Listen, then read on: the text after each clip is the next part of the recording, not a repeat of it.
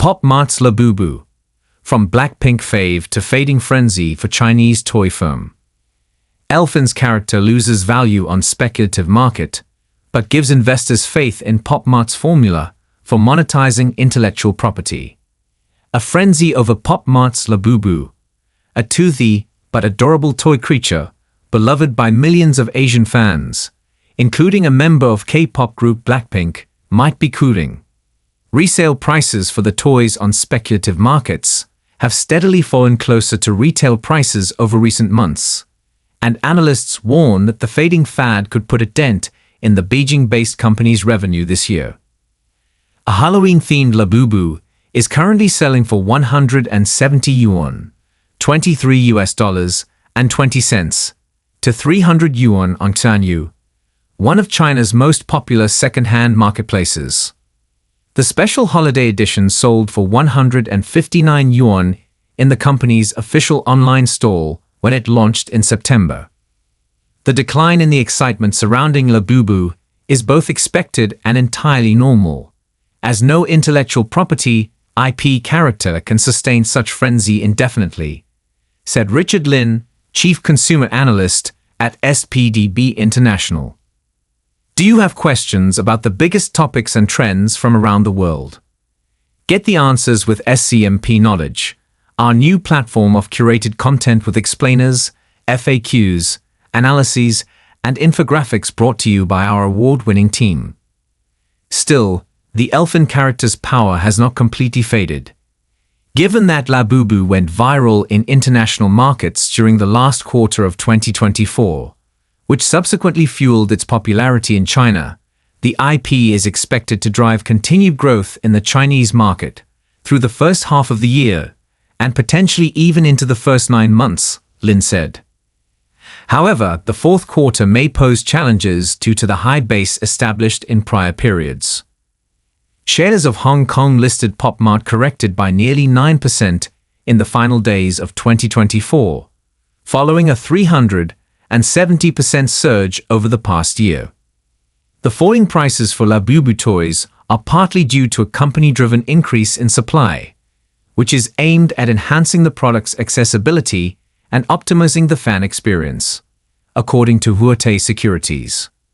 With the regular release of Pop Mart's vinyl toys in the future, people should not place too much emphasis on the price premiums of blind boxes, Huatai analysts wrote, referring to packages that conceal the figure from the buyer and sometimes contain rare versions. Instead, the larger vinyl figures and big dolls will offer greater collectability and potential for appreciation. A fluffy rabbit-eared elf with serrated teeth and a mischievous grin, Labubu was created as early as 2015 by Hong Kong illustrator Casing Lung. However, the character started to take off in 2019 when Pop Mart signed an exclusive licensing agreement with the artist to sell Labubu and other characters in blind boxes. Over the past year, Labubu and her friends sparked a consumer craze across Asia, fueled by social media posts from Blackpink's Lisa Manabal and others, as well as sightings of members of the Thai royal family wearing Labubu accessories.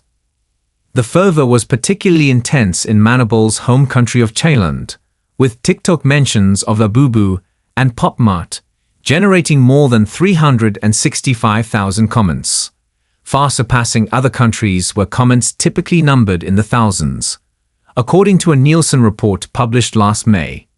Capitalizing on Labubu's rise, the Tourism Authority of Thailand appointed the elf as its cultural ambassador in a high-profile co-branding campaign, the first time such a title had been granted to a toy character.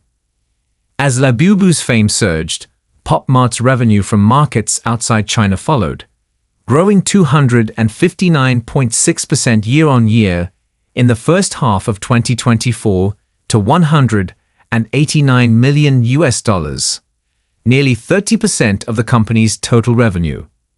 Southeast Asia generated $78.4 million in sales, representing 40% of the international total. Pop Mart's sales in China also rose 32% to reach 3.2 billion yuan. and growth is accelerating. According to preliminary results published by the company in October, revenue from the China market grew by 55 to 60% in the third quarter, while international revenue shot up by 440 to 445%. A key factor in Pop Mart's IP success is that it develops its own hits. What sets Pop Mart apart from other toy companies is the fact that it has exclusive ownership of the bulk of its IP characters, said SPDB's Lin.